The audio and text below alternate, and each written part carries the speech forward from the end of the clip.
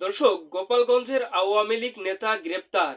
গোপালগঞ্জে অভিযান চালিয়ে আওয়ামী লীগ নেতা কামরুল হাসান বাবুলকে গ্রেপ্তার করেছে গোয়েন্দা পুলিশ ডিবি। সোমবার 5 এপ্রিল রাতে সদর উপজেলার উলপুরের নিজ বাড়ি থেকে তাকে গ্রেপ্তার করা হয়। গ্রেপ্তারকৃত কামরুল হাসান বাবুল গোপালগঞ্জ সদর জেলা আওয়ামী লীগের সদস্য ও উলপুর ইউনিয়নের চেয়ারম্যান। দর্শক, গোপালগঞ্জ সদর থানার officer in charge OC Mir Mohammad Sajidur Rahman বিষয়টি নিশ্চিত করেছেন।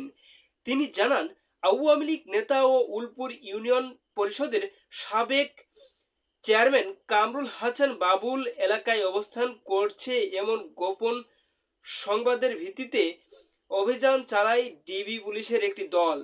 দর্শক, এ সময় তিনি নিজ বাড়ি থেকে গ্রেপ্তার হন। দর্শক, তিনি আরও জানান, গ্রেপ্তারকৃত ইউপি চেয়ারম্যান বর্তমানে সদর থানায় রাখা হয়েছে। তাকে জিজ্ঞাসাবাদ করার জন্য হবে বলেও জানান ওসি। দর্শক, দ্রুত এই সকল প্রকার ফ্যাসিবাদী শক্তিকে গ্রেপ্তার করে আইনের আওতায় আনা হোক, দেশবাসীর এইটাই দাবি। দর্শক, এই ছিল আজকের সর্বশেষ আপডেট নিউজ। সকল প্রকার আপডেট নিউজ সবার আগে পেতে আমাদের চ্যানেলটি সাবস্ক্রাইব করে পাশে থাকুন। ধন্যবাদ সবাইকে। আল্লাহ হাফিজ।